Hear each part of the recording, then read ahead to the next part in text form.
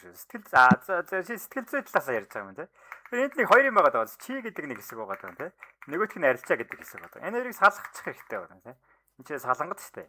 Чи арилжаатай ямар ч хамааралгүй чи гэдэг шунал бол чинийх арилжааных болвол биш. Тэгэхээр чамд асуудал байгаа гэсэн үг. Нэгт нь арилжаатай холбоотой асуудал байгаа гэсэн үг. За энд би ингээ хоёр салгацсан байгаа даа тий. За арилжаатай холбоотой асуудал нь ихэвчлэн би бол энэ хичээлийн турш юу ярих юм хэрэг арилжаатай холбоотой асуудлуудыг ярина. За чи гэдэг хүнийг би одоо юу гэдэг чиний дотор ороод чамайг засч чадахгүйгээс ш. Би чамд өөртөө ажиллах аргыг чинь зааж өгнө гэхээс би чамтай ажиллана гэж байхгүй. Чиний дотор орно гэж байхгүй учраас. За нөгөө талд нь арилжаа гэдэг нэг зүйл байгаа. За арилжаа гэдэг зүйл рүү нэг хөвчлэн эндээс эхлээд явж байгаа тийм. За арилжаа гэдэг зүйлийг би өөрөө харахтаа юу гэж харж байгаа, юу гэж хардаг гэхүү. Энэ ч бодит байдал гэж хараад байна тийм. Арилжаа яг бодит цаг дээр одоо цаг дээр дандаа явдаг. Дандаа захиалгууд хөдөлгдөг. Одоо цаг дээр явдаг учраас энэ өөрөө одоо цагийг л би зүгээр reality гэсэн байгаа тийм. Бодит цаг дээр явдаг гэдэг ойлголтыг. За бодит цаг дээр явдаг гэдэг нь өнгөрсөнд давтагдчихсэн зүйл давтагдчих магадгүй давтагдахгүй байж ч магадгүй. Энэ яг давтамжаараа ярих юм бол айгуу сан юутай юу лээ. Өөр ойлголттой. За бодит гэдэг одоо reality ч юм уу бодит ч юм уу одоо цаг дээр явдаг зүйлийг тэгэхээр бид нэр арилжаа гэдэг зүйлийн одоо юу гэдэг мэдлэг гэдэг зүйлийг авахтаа яаж аваад байгаа гэхээр эндээс өөрөөс нь л суралцах ганц боломж байна. Надаас баг биш байгаа. Тэгэхээр та нарт би юу гэж зөвлөх гээд байгаа гэхээр арилжаанаас суралцахгүй болвол гаднаас суралцах боломжгүй байгаа. Гаднаас гэдэг нь одоо юу гэдэг те нэг нэг гүрүү гарч ирээд чамд нэг паттерн зааж өгөө чи тэр паттернаар ашигласаар байгаа баяжчихна гэж би бодохгүй байна. Тэгэхээр надаас та нар сурж байгаа биш зах зээлээс өөрөөс нь сураа гэх гээд байна те. За зах зээлээс өөрөөс нь сурна гэдэг нь бодит байдлаас бид нэр суралцж байгаа гэж ойлгодог. Бодит байдал хаана байгаа гэхээр энд л байгаа гэсэн. Өөр хаана хахад юу гэдэг нэг нөхөр гаргаж ирээд би ч юм уу одоо юу гэдэг те нэг гүрүү гарч ирсэн чамд энэ ингэдэг паттерн байдаг. Тэгээ би энэгээр мөнгө хийдгээ. Тэгээ чи яг тэрнгээр дамжуулаад хийх гэсэн чинь чи ажиллууч мэдэхгүй байгаа юм уу? Нөгөөх нь ажиллахгүй байгаа юм уу? Эсвэл бол бөөмөд ягаад ч болохгүй байгаа гэдэг. За тэгэхээр тэр хүний хэлж байгаа зүйл бол тэр хүний л өөрийнх нь дотор байгаад байгаа итгэл үнэмшил бодол мэдрэмж гэдэг зүйлүүд явж байгаа. Тэгэхээр тэр хүний бол тэр хүний өөрийнх нь дотоод байгаад байгаа мэдлэг л болж таарах гэдэг. За тэр хүний зөв заасан буруу заасан би бол мэдэхгүй байна. Гэхдээ энэ зүгээр жишээ шүү. Тэгээд бодит байдал гэдгийг би юу гэж харах гэдэг юм гэхээр арилжаа өөрөө бодит байдал. Эндээс өөрөөс нь суралцахгүй болвол болохгүй байгаа юм гэж хэлэх гээд байна. За эндээс өөрөөс нь суралцаад явах юм бол яг уу гэхээр чи надаас суралцж байгаа биш. Яг би чамд эндээс суралцах мэдлэгийг чинь зааж өгч байгаа гэж хэлэх гээд байна. Арилжаанаас өөрөөс нь суралцах мэдлэг гэсэн үг тийм. Тэгжээж та нар эндээс бодит мэдлэгийг авна гэх гээд. Бодит юуны мэдлэг биш шүү. Хийсвэр бол мэдлэг биш шүү. Номон дээр бичсэн мэдлэг биш шүү. Зурагтаар гарсан мэдлэг, YouTube дээр байгаа мэдлэг биш шүү. Та нар YouTube үзчихсэн бах, зурагт үзчихсэн бах. Хүмүүсийн арилжааны тухай ярьж байгаа яриануудыг сонсч ирсэн баг. Гэхдээ тэр хүний л өөрийнх нь итгэл үнэмшил өнгөрсөн туршлага болохоос биш энэ чинь бодит байдалтай нийцэхгүй байгаа байхгүй. Тэгэхээр та нар одоо юу гэдэг YouTube-ээс нэг хичээл аваад нэг юм хичээлийн ойлголт аваад тэрийг авах гэсэн чинь болохгүй байгаа нэг шалтгаан яах вэ гэхээр энэ ч өөрөө бодит байдлаас зөрчсөн. Нэг хүн одоо юу гэдэг те чамд ийм байдаг шүү л гэж танилцуулсан ч юм одоо юу гэдэг те. Тэгэхээр тэр өөрөө юунаас нэлээд зөрчсөн байгаа. Бодит байдлаас нэлээд зөрчсөн байгаа. Одоо юу гэдэг номон дээр заахтаа бол айгүй төгс паттернуудыг чи айгүй төгс заадаг шүү дээ те. Энд нэг юм гурвалжин паттерн байна. Ингээд задрангуут нь дээшээ орчих гингууд задраа дээшээ орсон чинь нөгөөх нь ингээд TP-ийг авцсан жах шиг те. За энэ чи амархан юм байна. Ингээд хийчих юм байна. Яг бодит амьдрал дээр ирсэн чи яах вэ гэхээр энэ яг нөгөөдхнөөсөө задраад ингэж яваад нэг бол ингэж явж ирсэн буцаж ингэж орж ирээд буцаж ингэж яваад эсвэл бол нөгөөх нь хоёр тишээ ингэж явцдаг ч юм уу тэлээ явцдаг ч юм уу. Яг юу гэдэг бидний номноос уншсан нөгөө нэг technical шинжилгээ гэдэг ч юм уу нэг юм паттернууд айгүй амархан юм шиг харагдчихсэн ойлголт нь өөрөө яг бодит байдал дээр арилжаан дээр ирэхээр энэ шал өөр болоо явчихж байгаа байхгүй. Тэгэхээр бодит байдал дээр ирсэн гэдэг нь би юу гэж хэлэх гээд байна гэхээр энэ арилжааг номноос сурах шал өөр байгаа. Хүнээс сурах шал өөр. Хүн чамд нэг юм слайд үзүүлээд ийм паттерн байгаа шүү. Энийг 61.8 дээр ирэхээр нь авчаарай гэж хэлж байгаа юм тийм. Гэхдээ ном дээр тэгээд бичсэн байсан учраас нөгөө хүн заахтаа юу гэж заасан гэхээр чамд заасан гэхээр Энийг л хийчих юм байна. 61.8 одоо юу гэдэг юу н хаана вэ те? Fibonacci гэдэг юм байгаа. Тэнийг би татаад үзчихье. Тэгээд татаад үзэнгууд энэ дээр scroll бол энэ trend line гэдэг юм байгаа. Энийг trend line-ыг нэг хоёр шугам энэ хоёр шугамыг холбочхоор 3 дахь дээр нэрэнгуут нь ингээд аваараач гэдэг ч юм уу те.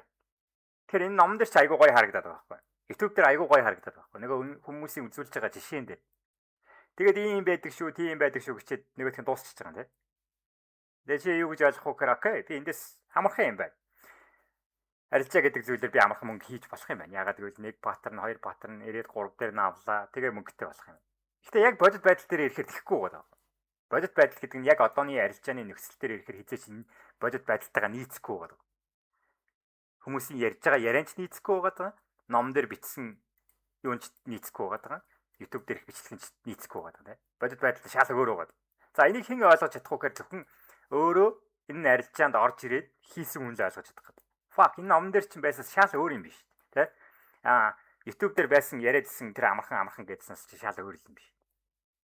Тэгэхээр энэ бодит байдал гэдэг зүйл рүү очихын тулд бид нар яах вэ гэхээр зөвхөн арилжаа өөрөө бодит зүйлийг үзүүлнэ. Арилжаанаас суралцсан л гэж ойлгох гэдэг юм тий. За тэнгуут юу байгаа даа. Бодит байдлаас суралцахын тулд яах вэ гэхээр бид нар зөвхөн маркетаас сурч чаднаа гэх гэдэг. Надаас биш шүү тий. Өөр хүнээс биш шүү. Өөр хүнээс суралцах ямар ч боломж байхгүй байна. Өөр хүн чамд хэлж магадгүй. Ингэж арилжааг ингэж хийдгээ, би ингэдгээ, тэгдгээ ийм паттерн ашигладаг. Гэхдээ чи тэрийг өөрийн болгож авч чадахгүй байгаа юм л. Яг зах зээл дээр орохоор шал өөр болчихж байгаа учраас. За тэгэнгүүт яах вэ гэхээр би чамайг ганц суралцах их сургуулч нь гэх юм одоо хамгийн найдвартай их сургуулч чинь бол маркет өөрөө л. Тэгэхээр би чамд энэ аргыг зааж өгнө гэсэн үг. Эндээс яаж ажилтдаг гэдгийг эхнээс нь явна гэсэн үг. За ард нь юу болдог? Хэн оролцдог, яаж оролцдог, юуг нь зааж өгнө гэсэн үг. За юу байгаад байгаа юм? Өөрөө яг эндээс ороод ирээд суралцахаар бүх юм өөр болно. Чи бодит байдлаас суралцж байгаа учраас арилжаанаас өөрөөс нь суралцж байгаа учраас. Тэнгууд энэ дотор одоо юу гэдэг TP чинь байна, одоо stop loss чинь байна. Тэнгууд одоо юу гэдэг суралцж байгаа хүмүүс асуугаад байгаа. TP-г хаана тавих вэ гэдэг ч юм уу, эсвэл stop loss-а хаана тавих уу гэдэг ч юм уу. Энийг би чамд хэлж өгөхгүй. Энийг би чамайг өөрөө олж мэдэх ёстой гэдгийг хэлээд байгаа юм тийм. За энийг өөрөө маркет өөрөө шийддэг учраас чи тэр маркетаас суралцчих явцдаа өөрөө демо дээр ч юм уу эсвэл бол нэг дараагийн хэдэн жилийн турш демо дээр энэ арилжаанаас суралцах явцдаа яах вэ гэхээр өөрөө энийг шийдрийг гаргадаг болно гэсэн үг. Хаана стоп лоссоо тавих уу, хаана TP-г авах уу гэдэг ч юм уу тийм. Эсвэл бол хэр удаан явуулах уу гэдэг шийдвэрүүдийг гаргаж сурна гэсэн үг.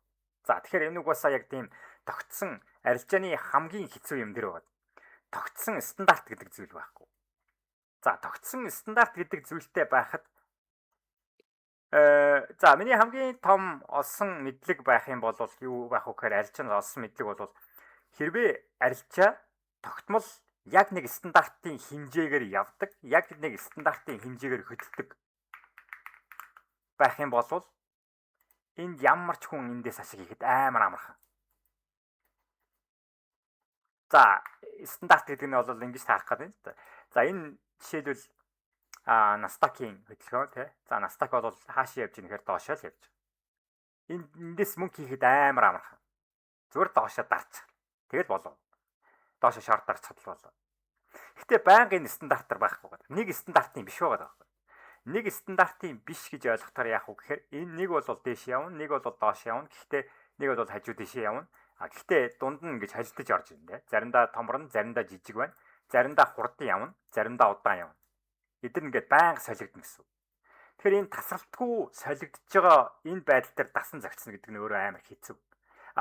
Би тэр нэг өнгөрсөн 3 жилийн турш хүмүүсийг ажиглаж байгаа юм те.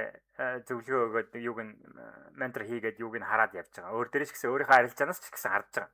Би яагаад алдаад байгаа юу нь болохгүй байгаа надад те. Би болохгүй байгаа юм, арилжаа болохгүй байгаа юм. За би болохгүй байх юм бол яах вэ гэхээр би гэдэг хүнээ өөрөөс нь асууж байгаа. Эхлээд за яг арилжаа болдго юм байж. Тэгвэл арилжаан дээр би яагаад хийхгүй байгаа гэдэг. Арилжаатайгаа өөрийнхөө сэтгэл зүйг холбоод үзэхээр ямар ч энэ хоёр сүултээ ингээд холбогдож ирж байгаа гэж ойлгох гэдэг юм л. Нэг уусч нэг болж ирж байгаа гэж ойлгох гэдэг юм. Хэрвээ арилжаа яг нэг стандартаар яг нэг хэмжээгээр энийг л давтдаг байсан бол надад амар амархан байх гэдэг. Би тасралтгүй мөнгө хийгээл. Яг энийг ингээл давтаад яваад байдаг байсан бол би эзэж алдахгүй гэсэн баг. Гэтэ арилжаа яг тийм биш байгаа. Арилжаа яг стандартчлагдсан биш байгаа байхгүй. Стандартчлагдсан биш гэдэг нь юу гэж ойлгох гэдэг юм гэхээр арилжаа нь эхлэл гэж байхгүй. Төгсгөл гэж байхгүй. Чи хизээч эхэлж болно. Чи хүсэх юм бол эхэлнэ. Чи хүсэх юм бол дуусгаж болно. Зөвхөн чиний хүслийн дагуу, чиний шийдрийн дагуу. Арилжаа бол 7 хоногийн 5 өдөр дундаа нэг завсарлагантай гэхээр 23 цагийн турш ажиллаж идэг гэсэн. Тэгэхээр бараг 24 цаг тий. Тэгэхээр 7 хоногийн 5 өдөр хөдөлдөг. Тэгээд тасралтгүй хөдөлдөг. Тасралтгүй хөдөлж байгаа учраас эхлэл нь байхгүй, төгсгөл гэж байхгүй.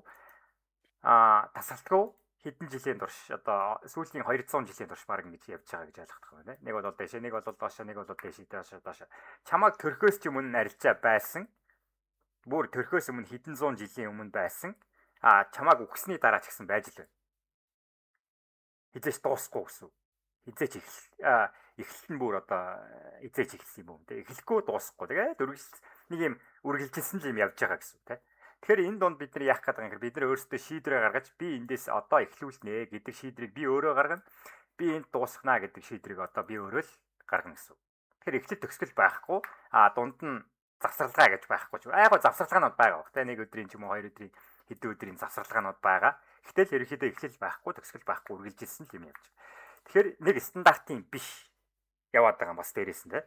За ийм стандарт байхгүй, эхлэл байхгүй, төгсгөл байхгүй зүйлд хүн төөрөх нь айгүй амархан. Юу болоод байгааг нь мэддэхгүй байх нь. Нэг юм гайгүй явж байгаа л нэг ашиг хийж ийсэн нэг мэдсэн чи юу ч болохоо байл одоо юу гэдэг те. Нэг дээш явж ийсэн, нэг доош явчих. Нэг доош явж ийсэн буцаагаад чигээрээ болчих. Нэг юм учир юу н олдохгүй, яагаад байгааг нь ойлгохдохгүй. Тэгээ солигдоод яваад юм гэсэн. За энэ арилжааг өөрөө амар хэцүү болгоно. Ялангуяа олон жил арилжаа хийж байгаа хүмүүс те мэдж байгаа. Зарим саруудтай амар ашигтай. За болчтiin байна гэд яг хэлэх гэсэн чинь дараа чи хэдэн жилийн турш ашиг байхгүй. Тэр миний буруу юм уу гэхэр биш. Маркет нөөрэ асуудалтай байгаад байж бол эсвэл миний буруу ч байж магадгүй л байна. Гэтэ ихэвчлэн маркетаа ойлгож чадах юм бол за мика амтраа гараа. Маркет гэдэг зүйлээ ойлгож чадах юм бол за өөрийгөө би хасчихаар маркет асуудалтай байж магадгүй. Асуудалтай гэдэг нь би юу гэж яриад байгаа яг стандартын миний стандартын биш болчихжээ. За нэг харж байгаа бох. Энэ хэмжигдэхүүнийг харж байгаа бох те. Нэг болохоор айгүй том ийм хэмжээстэй явж байгаад нэг болохоор айгүй жижигхэн болчихно. Яг энэ хэмжээсийг ийшээ авчих гэхээр энэ чи айгүй жижигхэн байгаад нөгөө юутайгаа таарахгүй байна л. Эднэртэйгээ таарахгүй. Энэ юу нь солигдно? Хэмжээс нь солигдно, хурд нь солигдно. Заримдаа амар удаан. Ерөөсөө явж өгөхгүй. Заримдаа мангар хурд юм. Тэгэхээр хурдан удаан хэмжээс нь тасралтгүй солигдоод стандарт руу орохгүй байгаад байгаа учраас энэ буцаагаад нэг зүйл рүү авчиж байгаа. Хүн гэдэг зүйл рүү авчиж байгаа тийм. Хүн гэдэг зүйл өөрөө суралцахдаа юунаас суралцах чаддгүй гэхээр нэг паттернаар суралцах чаддаг. Паттерн гэхээр давтагдмал паттерн байх юм бол бид нэр суралцах чаддаг. Тэр давтагдмал ямиг зөвхөн суралцах боломжтой. За давтагдмал консистент юмнаас суралцах боломжтой юм бол маркет өөрөө тийм биш болж тарах гэдэг байна. Маркет өөрөө юутай гэхээр chaos гэдэг зүйл байна. За chaos гэхээр юу гэж ойлгох вэ гэхээр замбраагүй гэсэн. Ямар ч тийм утга байхгүй гэсэн. Утга байхгүй зүйлийг бид нэр стандартчилж чадахгүй гэдэг байна. Эндээс суралцах боломж байхгүй гэдэг. Ягаад гэвэл чи ямар ч утга байхгүй чи. Юу болж байгааг нь ойлгомжгүй гэсэн үг тийм. Нэг бол одоо юу гэдэг юм. Би өөрөө chaos хүн байж болох гээд байна. Хүн ийм байж болно, chaos байж болох гээд байна тийм. Хүн ийм chaos байхаар яах вэ гэхээр би нэг та нар руу орж ирж уйлаад та нар яасан тэнийг ингэж орилоо нэг инээгээл нэг уйлаад өдөр болгон өөр характертай байгаад та нар намайг галзуу гэж бодох гэдэг. Наад өгч чи яасан олон аштай юм бэ те. Нэг болохоор инээгээд тах, нэг болохоор уйлаад тах юм. Нэг болохоор бидэрт гомдоод тах юм. Яг яах гэдэг юм бэ? Чи өөрөө нэг юм учир нь олдохгүй байгаа шүү дээ. Намайг ойлгох гэхээр те. Андар гэдэг хүн хэн бэ гэдэг, ямар хүн бэ гэдгийг ойлгох гэхээр ойлгомжгүй байгаа. Тэгэхээр надаас намайг суралцах, намайг танихад айгүй хэцүү байгаа. Нэг бол би юу гэдэг те. Та нарт айгүй сайхан хандаад, нэг бол уурлаад, нэг айгүй нэг учир нь олдохгүй байгаа юм л. За тэгэнгүүт хүнд одоо намайг ойлгоход айгүй хэцүү болчих. Ягаад гэвэл миний ааш нь олдохгүй байгаа учраас те. Монгол хэлээр бол ааш нь олдохгүй гэх юм л. За Тэнгууд хүн өөрөө юунд илүү юу гэдэг юм? Юунд илүү суралцах чадвартай гэхээр давтагдмал зүйл. Паттернууд. За яг гоо ингээд consistent зүйл илүү дуртай байна, тийм. Тогтмол ч юм уу ойлгомжтой зүйл дуртай байна. За ойлгомжтой зүйлээс ганцхан суралцах чадаад байна.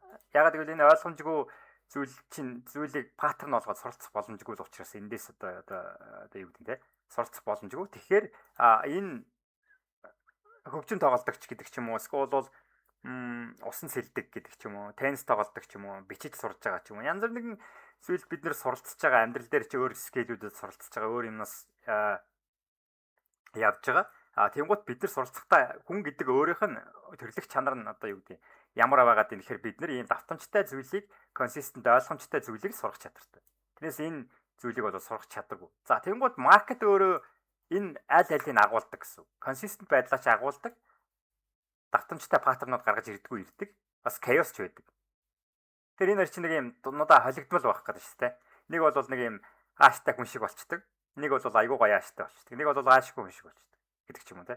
За энэ хоёрыг ялгах тийм чадамж байхын тулд бид нар яах гэдэг юм гэхээр стандарт хэрэгтэй байна. Хэрвээ бид нэр стандартчлах юм бол яах гэдэг юм гэхээр энэ нөгөө нэг паттернууд чинь давтамжтай паттернууд явж гин. Энэ нөгөө нэг галзуу юм чинь явж гин. Гэт бид нар ялгаж чадах юм бол арилжаан дээр чи зүгээр л амжилттай болно гэсэн. Тэгээ арилжаа дуусаа гэсэн. Цаашаа судлах шаардлага байхгүй гэсэн. Чи нөгөө нэг давтамжтай паттернаа мэднэ. Чи энэ дээр л ганцхан ашиг хийж чадна. Ягаад гэвэл энэ ойлгомжтой мэддэг давтагдмал учраас. Энэ дээр ашиг хийх ямар ч боломж байхгүй. Ягаад гэвэл энэ ойлгомжгүй айгүй тэнэг юу гэдэг дээшээ доошоо хөдөлсөн учир нь олдохгүй учраас. Тэгэхээр энэ хоёрын стандартчлаад энэ хоёрыг салгаж чадах юм бол чи consistent ашигтай байж чадна гэх гэдэг ирээдүйд. За хүн өөрөө тэнгууд хүний нерв систем ч юм уу хүний тархи өөрөө ажилдаг зарчим өөрөө тэр байгаа юм тийм. Brain чиний mind чинь ч тийм байгаа. Нерв систем гэдэг байгаа. Нерв систем чинь ч тийм гэсэн үг. Дандаа давтамжтай зүйлээр суралцж явдаг. Чи өөрөө ч гэсэн паттернтай гэсэн үг тийм. Чи өөрийн паттернтай тэгээд суралцахдаа бас паттернаар суралцдаг, давтамжаар суралцдаг.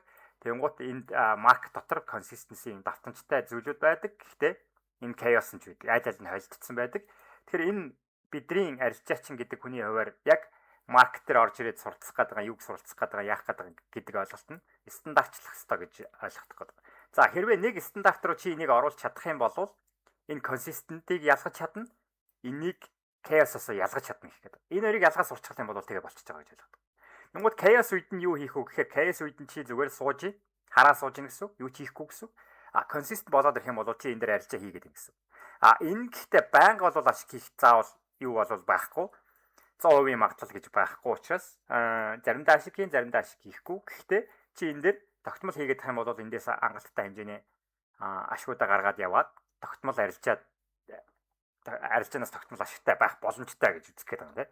За тэгэхээр өнгөрсөн хэдэн жилийн турш би үнээсээс судлаад өөрийгөө гэсэн нэлээд судалж суулаа. Нэлээд өөртөө гүнзгий журнал бичээд юу нь болоод байгаа, юу нь болохгүй байгаа гэдэг ойлголттой бол эндээс ингэж гаргаж авч байгаа гэж ойлгох байна. За стандартчлал гэдэг ойлголт орж ирэхээр арилжааг яаж стандартчлах юм гэдэг байна. Энд чи өөрөө нэг тийм өөрийнх нь төрлөх нь байгаа, тийм байгаа шүү дээ. Нэг бол хурдан болцдог. Нэг бол удаан болцдог. Нэг бол одоо юу гэдэг айгүй том паттернтай болцдог. Нэг бол одоо за жишээлбэл та нар ухраагаад харах юм бол 24 он жинэ хэдэн он байна. Энэ минь бол айгүй хэцүү юу байгаа байхгүй. Яг дэшээ яваад байгаа юм уу хэрэг бид тэгэх доош яваад байгаа юм хэрэг байхгүй. Тэгээ чигээрээ юм шиг байна. Гэхдээ айгүй том юм нэг юм сараалжсэн нэг гисэн юм яваад хэр эндээс айгүй хэцүү байгаа гэж ойлгох. Тэгэхээр зарим жилүүд айгүй гоё байна. За юу шиг. За энэ жишээлбэл хэдэн он байгаа тийм те.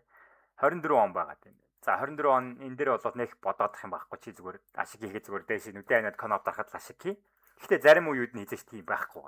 Яг энэ шиг нэг юм замбраагүй эмх замбраагүй л гэж ойлгох гэдэг юм л да chaosтэй үед. Чи энэ үе дээр алуулнаа л гэж ойлгох гэдэг. Тэгвэл та нар 3 жил арилжаа хийж байгаа болвол ч юм уу те. За дээдл нь 3-4 жил хийсэн гэж ойлголоо. Тэнгуут эндээс зах зээлээс юу гэж ойлгохгүй гэхээр өнгөрсөн жил ашиг хийсэн бол тэрийг ашиг битгий бодоол гэх гэдэг. Чи гоё үе дээр нь орж ирсэн учраас зүгээр тэрэн дээр таарцсан гэсэн үг гэж хэлэх гээд байна. Удахгүй байж байгаа дараа жил хийхээр шал өөр болно. Тэрний дараа жил дахиад өөр болно. Тэрний дараа жил дахиад өөр болно. Жил болгоо өөрөөр хэмжээст өөрөөр нөхцөл байдлууд шилжээл яваад. Тэгэхээр одоо юу гэдэг нь би чи одоо жишээлбэл нэг юун дээр биткойны юун дээр анх биткойны нэг өсөлт болж исэн үе байгаа юм тий. За биткойны өсөлт болж исэн үе дээр анхан шатныхаа айгүй их орж ирсэн. За анхан шатны хүмүүс гэдэг нь одоо юу ч мэдэхгүй хүмүүсээс зүгээр сонсоод биткойн гэж авъя гэж сонсож орж ирсэн юм шиг байгаа юм тий. Тэгээд биткойн авчи гэж орж ирээд суугаад нэлээд найзууд одоо юу гэдэг өөр хүмүүс мөнгө хийгээд харна тийшээ нэлээд хушуураад тэгээ орж ирсэн хүмүүс зөндөө байгаа. Тэрийг анхан шатны хөнгөх гэдэг. Тэнгуү тэр анхан шатны хүмүүс одоо юу гэдэг Discord дээр бид нар чинь хүмүүст ингээд зөвлөгөө өгөөд сууж исэн чинь нэг хүн орж ирсэн. Нэлээд хэдэн хүмүүс орж ирсэн. Тэгээд ярьж байгаа. Би эхлээд ингээд нэг туршаад $1000 хийж үзсэн ч үлээ тий $100 ч үлээ хийж үзсэн. Тэгээд тэр нь өсөөд $300 ч үлээ доллар болсон. Тэгээ би байжгаад 300 ашиг аваад болд юм байна. Тэгээ дахиад анзаг хийсэн. Тэгсэн чинь 500,000 болсон. Тэгээ ингээд өсөөд идэм байна. Тэгээ би дараа нь юугаа хийлээ. Юу гэдэг 1000-ыг хийсэн чинь нөгөөх нь бүр ингээд 10,000 болчлоо. Би алддаггүй юм байна. Би чинь баг арилжааг та нар гээд хэцүү гэжсэн. Юуг нь хэцүү байгаа даа. Чи амар аюу амархан юм байж. Тэгээ тэр хүн надад баг өнгөрөөд байгаа байхгүй. Би ингээд та нараа туршлагатай арилжаач гэсэн. Гэтэ эн чинь би ингээд мөнгө орж ирэл тасардахгүй ингээд нэг ч алдаагүй мөнгө хийгээд шүү дээ. Тэгээ би тэр хүнээс асууж байгаа юм тий. За окей би чамайг аягүй лагийг чинь ойлголоо, юуг чинь ойлголоо, их мөнгө хийсний чинь ойлголоо. Чи надаас ямар зөвлөгөө авах гэж байгаа юм.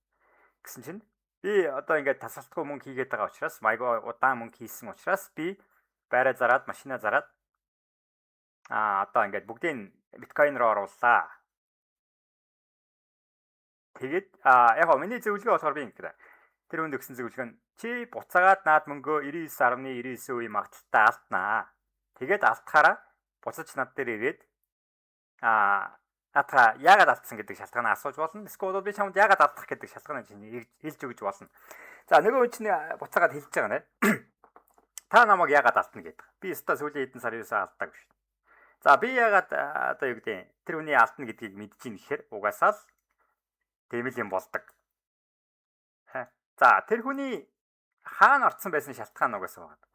Хаана орцсон байсан гэдэг нь биткойн зүгээр л өөрөө өсөж исэн учраас тэр хүн хаанч дарсан угаасаа л ашиг хийх байсан.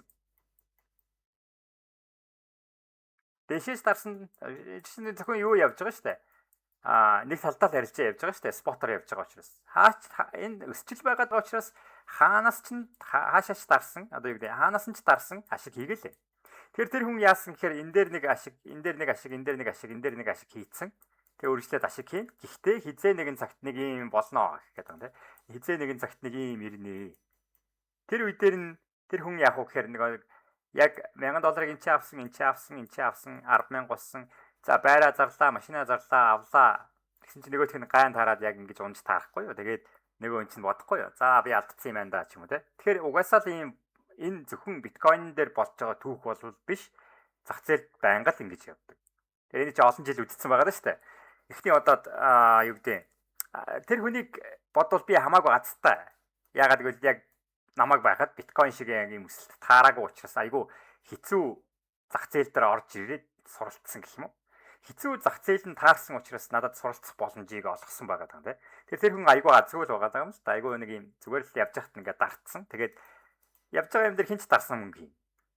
Нэг би лагда тэр хүн лагда мөнгө хийгээд байгаа асуудал бол биш шүү болж таарах гэдэг юм. За жишээлбэл саяны алтны өсөлт гэсэн ялгаа байхгүй.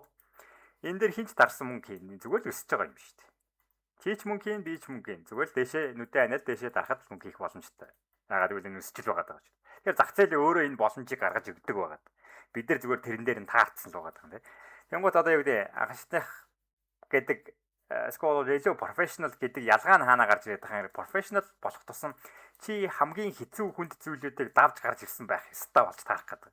За энэ үеүүдийг давж гарч ирсэн, энэ үеүүдийг давж гарч ирсэн. Энэ жил болгон чи өөр үеийг яваад байгаа учраас энэ үеүүдийг давж гарч ирсэн, энд байсан, тэ? Энэ дундаас олон жилийн явц дээр алдаж үзээд, онж үзээд энэ нэг туршлагууд чинь нэгдээд ирэхээр эндээс чи харж байгаа шүү дээ. За удахгүй энэ ун би ашгаа хийгээд гарахгүй бол хизээ нэгэн зэгт нөгөө юу болно. Эсвэл бол бүх байр машина зараад энэ тэнийг юм хийж болохгүй байна. Энд чи аль хэдийн туршлага өмнөх хэдэн жилүүдээс автсан байгаа даа учраас 10 жилээс автсан байгаа даа учраас. За тэгэхээр туршлага гэдэг зүйл бол эндээс харахаар хамгийн үн цэнтэй зүйлээ л гэж ойлгох хэлэх гээд байна тийм. Тэгэхээр туршлага байхгүй учраас туршлага байхгүй бол яг үхээр би зүгээр энэ дээр орж ирээд алтан дээр нэг бай дарчаар нөгөөх нь тэгээд өсөж таарсан. Тэгээд таагдсан учраас би энэ дээр би айгүй лаг юм байна. Би лагда мөнгө хийгээгүй байгаа байхгүй. Чи маркет л өсөжсэн юм дээр би таарсан л байгаа болохоос шүү дээ. За тэнгуут яг үхээр зах зээл чинь байнга ингэж гоё ааштай байхгүй. Нөгөө нэг ийм саралж ирсэн юмнууд орж ирнэ. За тэр үед дээр та нар хядуулна. Тэнгуут тэндээс суралцах гэдэг юм тийм. Энэ үеийг өнгөрөөд сурах хэрэгтэй асуудал байна. Энийг их хүмүүс бол өнгөрөөж чадахгүй байгаа учраас энэ дээр өөрийгөө муу гэж бодож байгаа. Би эсвэл бол айгүй чадваргүй юм байна. Би муу юм байна. Энийг чиний чадвартай, чадваргүй, муутай, сайнтай ерөөсө хамаавахгүй. Энэ юун дээр байгаа гэхээр зах зээл өөрөө боломжийг гаргаж өгдөг. Бид нэр арилжаачид гэдэг хүмүүс нь юу хийдэг вэхээр зах зээлийн өгж байгаа энэ боломжийг ажиглаа сууж идэг байна. Ажиглалд сууж байгаад бид нар яах вэ гэхээр өөрсдийн стандартаа гаргаж ирэх гэдэг байна.